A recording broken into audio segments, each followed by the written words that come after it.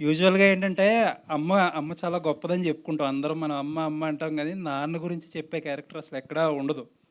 మన సినిమాల్లో actually writers, directors చాలా డిస్సర్వీస్ చేస్తారు నాన్నకి.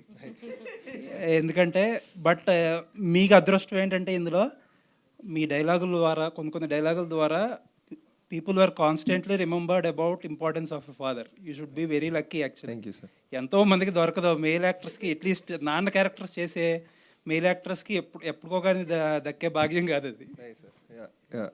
Very happy.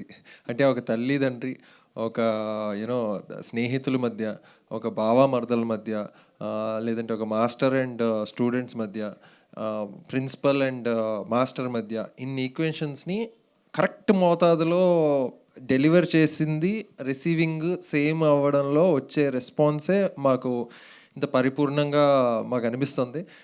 అదే చాలా speechless almost.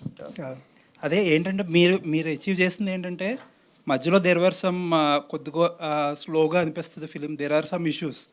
But best part is ఒకసారి సినిమా అయ్యేటప్పటికి అది మాట్లాడడానికి కూడా ఎవరో ఇబ్బంది పడతారు దాని గురించి.